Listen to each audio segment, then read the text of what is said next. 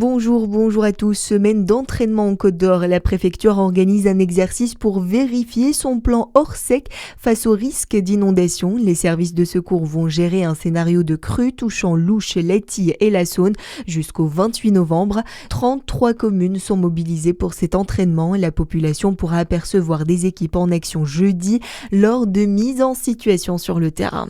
D'ailleurs, limitez vos déplacements près des cours d'eau dans le Jura et le Doubs. Les départements ont été touchés par un épisode de pluie très abondante hier, accompagné de la fonte de neige. Les risques de crues et d'inondations restent élevés. Verdict attendu à Dijon. La justice doit rendre son jugement aujourd'hui dans l'affaire du suicide de Philippe de Lubac, cadre de Carrefour Quetigny. Cet homme de 48 ans s'était donné la mort en mars 2021 sur le parking du magasin en évoquant dans une lettre des raisons strictement professionnelles.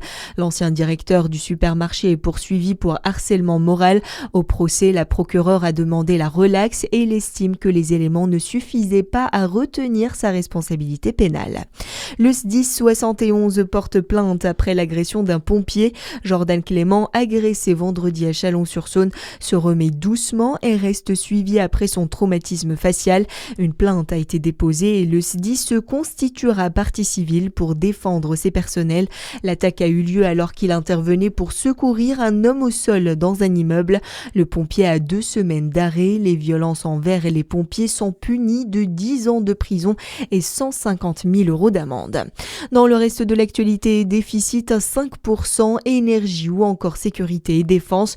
Le Premier ministre a présenté hier 5 thèmes qu'il juge prioritaires pour le budget 2025. Ces sujets seront au cœur de nouvelles négociations entre Sébastien Lecornu et les différents groupes politiques ces prochains jours. Une réponse à l'enlisement des débats à l'Assemblée nationale selon le politologue Philippe Moreau-Chevrolet. C'est une manière de découper le budget par appartement pour essayer de le vendre au Parlement, entre guillemets, morceau par morceau, en pensant que ce sera plus digeste et puis surtout que sur des thèmes symboliques comme la défense, comme l'énergie, les députés vont être un peu au pied du mur. Ils vont être forcés de faire des concessions, des compromis face à l'opinion. Donc c'est vraiment le calcul qui est fait. Est-ce que ça va marcher? On n'en sait rien, mais le plus important pour Sébastien Lecornu, c'est que la négociation se prolonge. C'est ça surtout qu'il veut obtenir. Une vraie négociation au Parlement et pas juste des réactions d'appareil.